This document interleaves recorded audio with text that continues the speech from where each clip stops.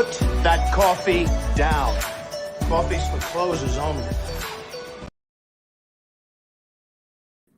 Hey, Gavin, what's up, brother? Hello, buddy. How are you? I'm doing good, man. How about you? Good morning. Good morning. Good to see you, bud. As always. Likewise. Where you at today? What city and state are you in? You're I'm in always out and Florida. about. Florida right now. Florida. Yeah. All right. Yeah. Man, I thought you were just up in Michigan a couple days ago. No, that was in Savannah, that lake. Oh, okay. Nice. Yeah. So I'll be back this weekend in Savannah. So yeah, but I'm in Florida right now. Weather's good, just doing some work. How are you? I'm good, man. I'm doing good. You know what? We closed a deal yesterday. Nice. And it's actually a pretty neat deal. So we got paid to buy a rental property. How cool is that? That's awesome. Tell us about it. It's pretty sweet. So I made a copy of the check. I actually deposited the check this morning already, but I made a copy of it here. And let's see if we can get this camera to zoom. So it's not a huge check. 5,310. 5,310. Looks like it might be flipped on my camera here. Yeah, 5,310. So, not a home run amount of money by any means, but it is a home run because we used the Bur Method to acquire a rental property, and we didn't use any of our own money, and we actually got paid to buy it. So Nice. It's such a cool strategy. Again, I love the Bur Method, that. But it's like, whenever we're doing the Bur Method, we're typically shooting for the goal to be $0 out of pocket. That's the goal. And sometimes we can actually get paid to do these deals. So quick recap of how this worked. We found a deal at a good price and went and borrowed the money to purchase it and to rehab it. So, but again, it all comes down to finding good deals. This wouldn't have worked if we had paid retail for this property. We got this property at a discount because the property needed about 30 grand worth of work, right? So we borrowed the purchase, we borrowed the rehab, and then we borrowed an additional, I think it was 8 or 10,000. And that additional money we borrowed because we didn't know if we were going to go over on our rehab budget, which in this deal we didn't. But we also wanted to pad in the closing costs and the holding costs and ideally all of the interest. So we bought it, we rehabbed it, we got it rented, and then we went and we found a long-term lender and we refinanced it, and we just signed this yesterday.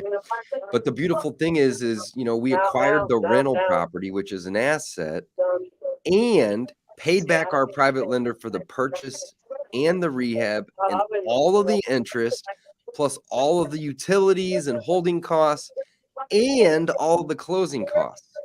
So at the end result was we acquired an asset and we didn't use any of our own money. And we actually walked away with a check for $5,300. How cool is that? That's awesome. So, and how long's the loan on it? Did you get? So, are you talking about on the front side with the private lender or no, on the back on the side? back, on the back. On the back side. So, this particular one is a 5-year fixed rate over 25-year amortization. So the loan won't balloon, and that's a big thing right there. Is I don't like to work with lenders that are going to give me a loan that's going to balloon. However, after 5 years, they'll give me a new rate, right? That rate will adjust, but it'll adjust for another 5-year period. So to answer your question, it's a 5-year fixed rate, but it's amortized over 25 years. Got it. Nice. And you got paid, which is great. And I got paid. Where are you at the beach right now? What are you doing, man?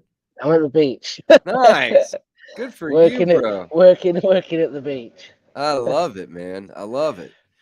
You got to do it sometimes, 100%. So what else is going on with you, man?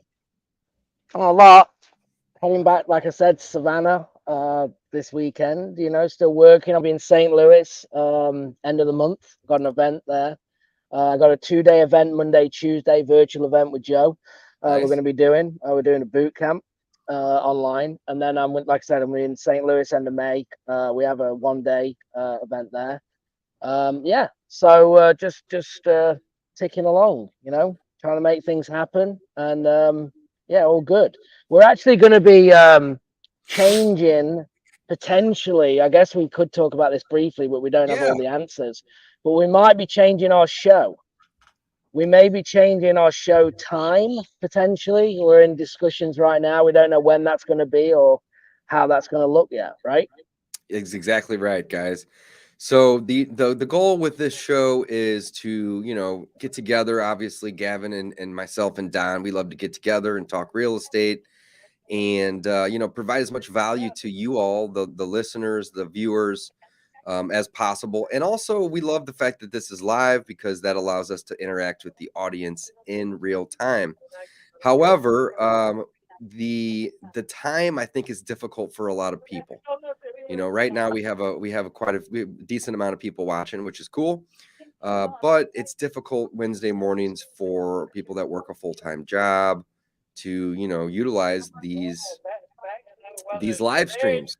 So yes, Gavin and I and Don, we were talking about this yesterday, and we might take a short break after Yep. today's episode and take a couple weeks off and kind of regroup and plan and either come up with a new time, maybe even a new title, or maybe even a new premise altogether. I'd like to keep doing something weekly with you two boys. For sure. Yeah. I think Definitely. we just got to, reset again. We did it for a year. That was the goal, right? So Yeah, we I think hit our today's target. episode 53. How cool is that? So we've done over a year. We've not missed a day, even through the holidays, through Christmas.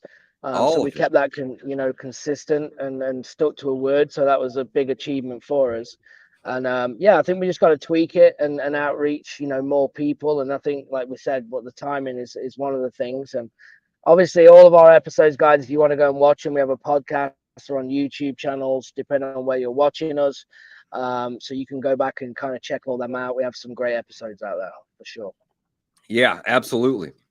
So, but yeah, this will be the last episode for a couple weeks. We may come back and continue doing it same time, same place. We may change the name, we may change the time, we may change the day. So we'll keep you guys all posted. But yeah, but if you don't see us live for a couple of weeks, that's why we're just wanting to give everyone a heads up. And I think it's going to be a good thing. I mean, I don't mind the time. And I know Gavin doesn't either because we both work for ourselves. We're entrepreneurs. We have the freedom to do, what we want to do when we want to do it. But again, I think a lot of the viewers, this is a tough time. So that's why we were kind of thinking about, making some changes. And we're going to take a couple weeks to implement that, guys. So we will definitely keep you posted. Andy says you guys do plan on coming back, correct? Yes, it may be a different day, different time, of course, but we do love, getting together weekly and helping and interacting with you guys. So, Andy, thanks for asking these questions today, buddy. I picked up late and look forward to this each week. Yep, we look forward to it too as well. And then you had asked a question earlier. Are you renting this property with a lease with an option to buy? So we actually refinanced this property while we were in the leasing stage. I don't know if it's actually been leased or not. And, we have a property manager that helps with the leasing. Sometimes he will push the lease with option to buy. Other times he will just push it as a lease. And, we kind of give him the discretion, to do whatever makes the most sense for him. I love doing lease with the option to buy. But I don't like it when people exercise that option necessarily always because I lose the asset. Now, it helps them get into owning a home, which is obviously great. But at the end of the day, I don't necessarily want my assets being sold off. So we do lease option to, lease to buy, lease option from time to time.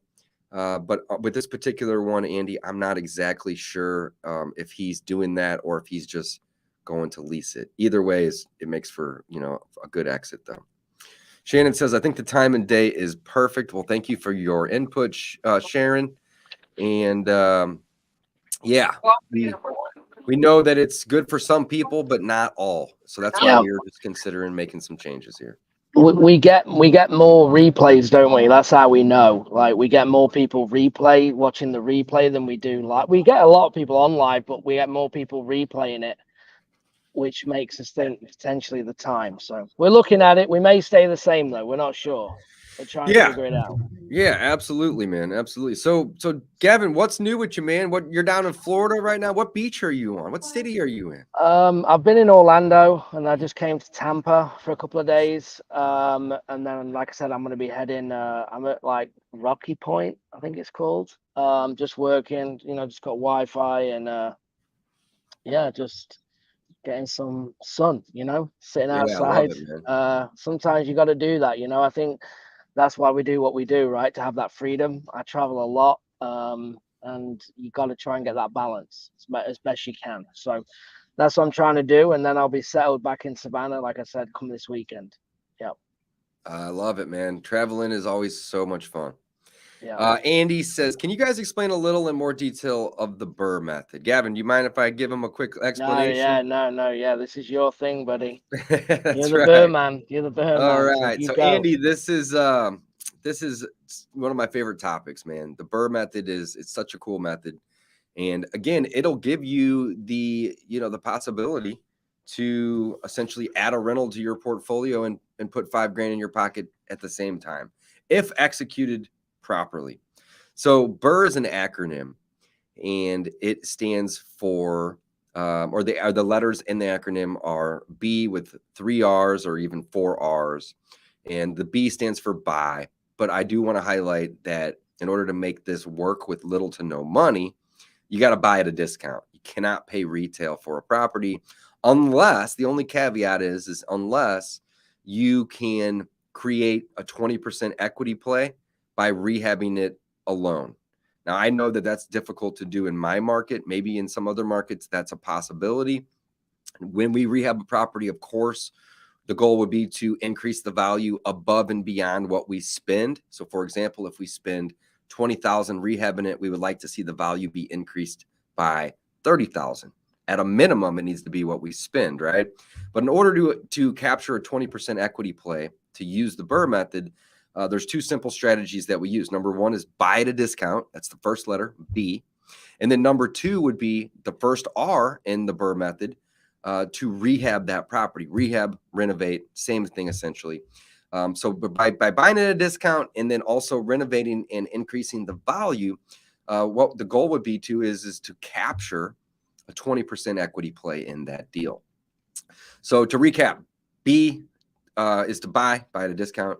And then there's 3, if not 4 R's. And those R's stand for rehab, rent, refinance.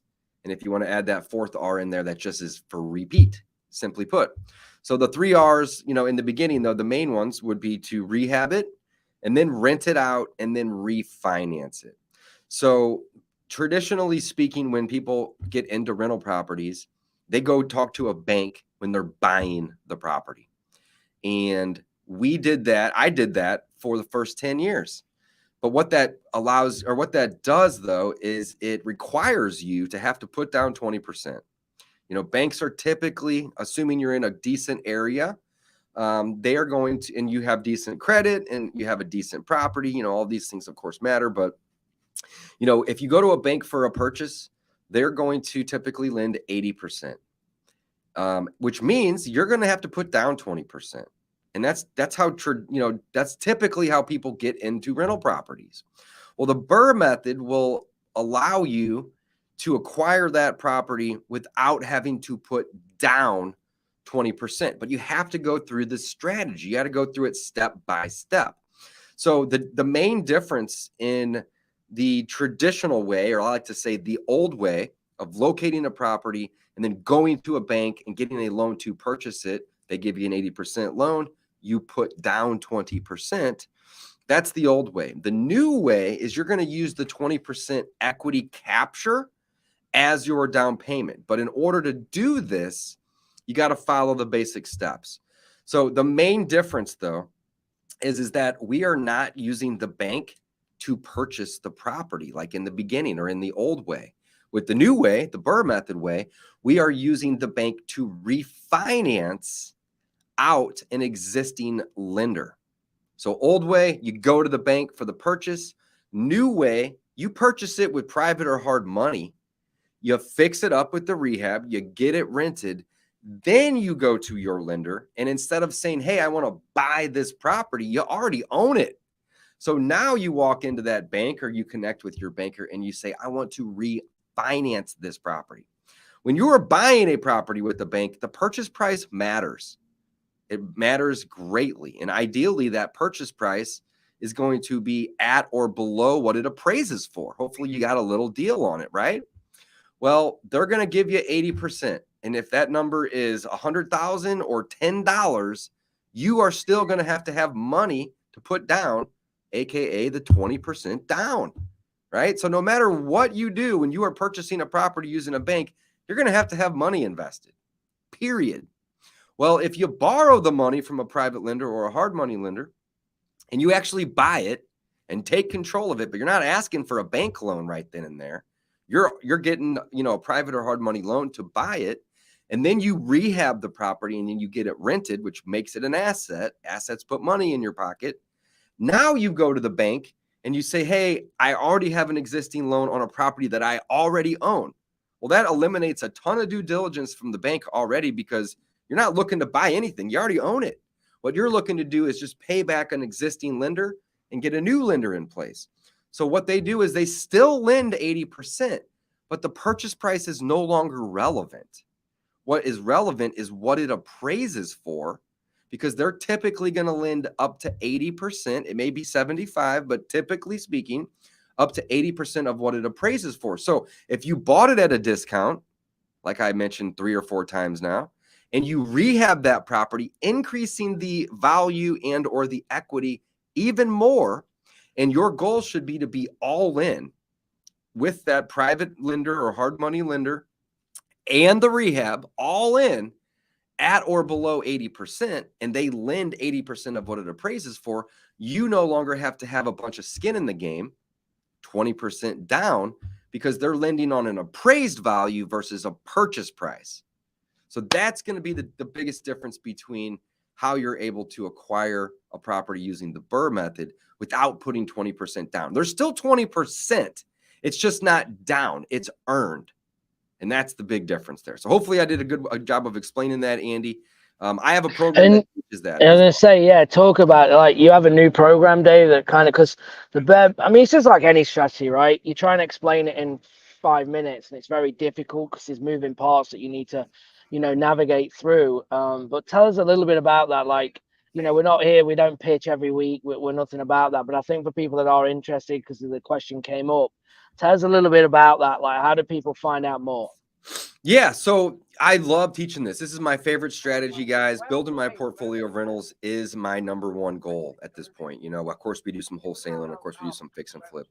But acquiring rentals is my favorite strategy in all of real estate. And then using the Bur method specifically is the way in which we do it, because it allows us to do multiple at the same time. We can scale it rapidly. And we have a program that teaches people all about how they can do that. So go head on over to wholesalinginc.com/rentals. And I'll actually drop that link right here into the chat, wholesalinginc.com/rentals. You can learn more about that program. You can learn more about me and how that works. And then you can also book a call with my team if you have interest in learning more about that program as well. Love it. Love it. Good stuff. Good stuff. And Don's not here, by the way, this week. He's actually teaching in St. Louis. I guess he's in my neck of the woods this week. Yeah. I'm sure you might see him. Or he'll be. I'm sure we'll get some dinner tonight and have a couple beers. I'm sure. Yeah, for sure. That's awesome. That's awesome. Well, good. Anything else, bud? Anything else? Not a whole lot right now, Gavin. Inventory is so light right now. I know because my business doesn't have a ton of deals on the table. I think right now we maybe have 3 properties under contract, so not a ton. Usually it's double that, maybe even triple that in some cases. But We got 3 properties under contract. One is a purchase for a rental, and the other 2 are potential wholesale deals. And I've heard from a lot of people recently, just from networking, as well as, my own students in our community, that, finding a deal is difficult right now. But that doesn't mean that it's impossible. It just means you got to work a little extra harder to find them. I mean, right now we have 3 under contract. So we found 3 in the last couple of weeks. So anybody that's out there that's struggling and saying, hey, this market's not for me, I can't do this. You can do this. You just got to work a little extra harder in the current market and the current economy than previously. But there's still deals to be found, guys. There are still people that are dealing with problems, right? Death, divorce, disease, delinquent taxes, could be tired landlords, could be in pre-foreclosure, could be job relocation. I mean, there's a lot of reasons that people will be motivated. So you just got to find those people, and you got to work with those people in order to find deals. Yep, absolutely. How are you guys doing on the deal finding front right now? Yeah. Numbers are down, definitely. We have about the same. We have a few under contract. Obviously, the pipeline leads are coming in, but it's definitely. I just think you got to do more volume right now. We're in a situation of transition of some kind. Interest rates are going up. Things are a little kind of crazy, and I just think it's just going to settle. But you just got to keep going. You know what I mean? You can't freak out, start changing things, because it's across the board. It's not just me and you. Everyone across the board is all over the place. I would say deal flows down as a whole. Yeah, but it'll settle over the next few months. Yeah, I think so. I really do too, man. I think it'll settle down as well too. And I think, over the last 2 years with COVID, people, weren't super excited to do a whole lot just because of the uncertainty. But, COVID is kind of over. Kind of. Yeah. I mean, we're not seeing it. You're not seeing mask wearing on the airlines anymore. There's probably still some mask mandates out there for certain cities and counties, but for the most part, it's been removed, which is nice. So, people are starting to get out and be more interested in meeting other people and showing their property. So that's one thing we do got going for us, which is good. Yeah, absolutely. All right. One last question here. Annie, you can ask as many questions as you want, but he's saying pre-foreclosures or foreclosures. There's a lot popping up in SoCal, especially not sure how to approach that. I mean, for me, Dave, I approach foreclosures just the same way as every other deal. I'm just having conversations. I never go in and say, hey, I noticed you on the pre-foreclosure list. We approach it just like any other deal. Find out if they're interested in selling, what's going on, and how can we solve the problem. That's kind of what we try to do. Same. I don't know about Same. you. I teach that as well, Gavin, to my students. And, so pre-foreclosure is a very similar to like a pre-probate or even a probate. You don't want to approach them and say, hey, I noticed that your mom or your dad just passed. Yeah. Same thing. Sure. You don't want to approach them and say, hey, I noticed that you haven't made a mortgage payment in 3 months, because they're just not going to have interest in talking to you. Even if you can solve those problems or help them solve some problems in their life, you've essentially initiated a conversation with a negative. Yeah. So absolutely. What we do is we don't acknowledge that they're in pre-foreclosure. We don't acknowledge that if it's a pre-probate or a probate deal. What we do is we try to initiate that conversation with a positive or with a win or with just a positive mindset. So, hey, we're investors in the area. We already own some properties and we're looking to buy some more. Do you have interest in selling this one? So notice I didn't say anything about, we noticed that you're, pre-probate or pre-foreclosure. Approach it just as any other type of lead. And if they want to talk about the fact that they're a few months late, great. Let them bring it up. If they want to talk about the fact that they inherited the property 3 months ago and that they're dealing with probate, great. Carry that conversation with them, but don't be the one to bring that up, because that's just going to get them to typically get into a defensive state, and they're not going to want to work with you, even if you can help them. So that's my 2 cents. Absolutely agree. Awesome. All right, Dave. Well, good seeing you. I got another call here coming up. Yeah, let's wrap it up, man. I'm glad that we did this episode here today. We did talk about a couple things, rental and Bur related as well. Guys, just know that this is a marketing business. That's where it all starts. Yep. So focus on the marketing efforts and set appointments or make a bunch of offers, and you will have success in this business. But, one thing that Gavin and Joe both have taught me over the years is the number of offers you make is going to correlate to the amount of money you make in this business. So if you're, acting as if you're a wholesaler or acting as if you're a real estate investor, but you're only making one offer a week, you're not going to get too far. Ideally, you can make, several a week or even several a day. So that's my 2 cents. And that's all I got for you guys right now. All right. Love it. All right, Gavin. Good seeing you, brother. We'll talk to you